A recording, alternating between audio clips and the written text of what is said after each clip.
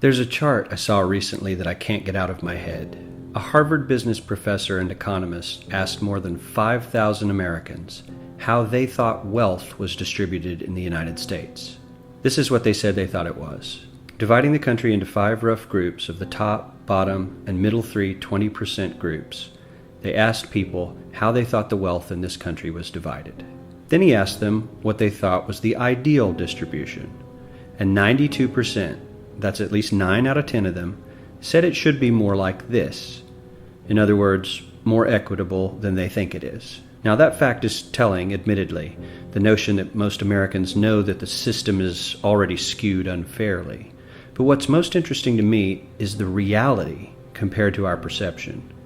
The ideal is as far removed from our perception of reality as the actual distribution is from what we think exists in this country.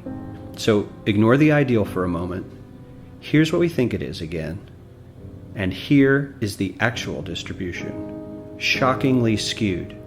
Not only do the bottom 20% and the next 20%, the bottom 40% of Americans barely have any of the wealth. I mean, it's hard to even see them on the chart. But the top 1% has more of the country's wealth than 9 out of 10 Americans believe the entire top 20% should have. Mind-blowing. But let's look at it another way, because I find this chart kind of difficult to wrap my head around. Instead, let's reduce the 311 million Americans to just a representative 100 people. Make it simple. Here they are: teachers, coaches, firefighters, construction workers, engineers, doctors, lawyers, some investment bankers, a CEO, maybe a celebrity or two.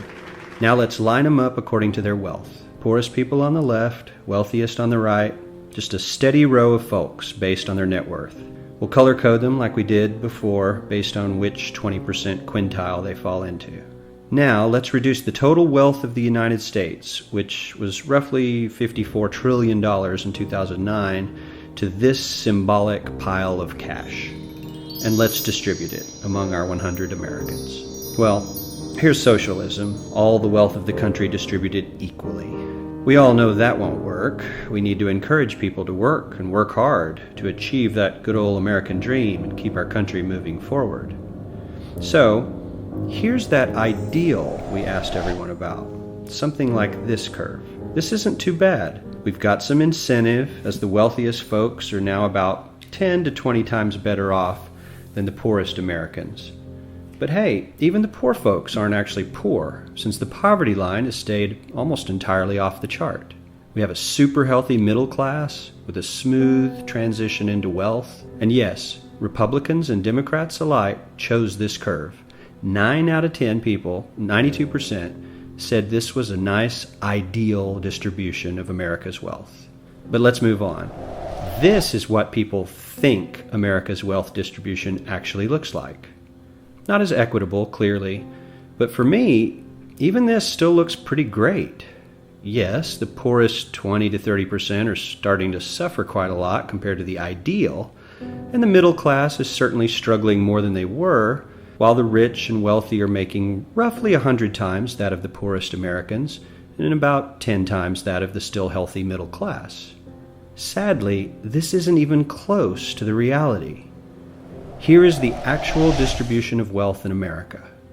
The poorest Americans don't even register. They're down to pocket change, and the middle class is barely distinguishable from the poor. In fact, even the rich between the top 10 and 20 percentile are worse off. Only the top 10% are better off. And how much better off? So much better off that the top 2 to 5% are actually off the chart at this scale. And the top 1%, this guy, well, his stack of money stretches 10 times higher than we can show. Here's his stack of cash, restacked, all by itself. This is the top 1% we've been hearing so much about. So much green in his pockets that I have to give him a whole new column of his own, because he won't fit on my chart. 1% of America has 40% of all the nation's wealth. The bottom 80%, 8 out of every 10 people, or 80 out of these 100, only has 7% between them. And this has only gotten worse in the last 20 to 30 years. While the richest 1% take home almost a quarter of the national income today, in 1976 they took home only 9%, meaning their share of income has nearly tripled in the last 30 years. The top 1% own half the country's stocks, bonds, and mutual funds. The bottom 50% of Americans own only 0.5% of these investments, which means they aren't investing. They're just scraping by. I'm sure many of these wealthy people have worked very hard for their money, but do you really believe that the CEO is working 380 times harder than his average employee? Not his lowest paid employee, not the janitor, but the average earner in his company. The average worker needs to work more than a month to earn what the CEO makes in 1 hour. We certainly don't have to go all the way to socialism to find something that is fair for hardworking Americans. We don't even have to achieve what most of us consider might be ideal. All we need to do is wake up and realize that the reality in this country is not at all what we think it is.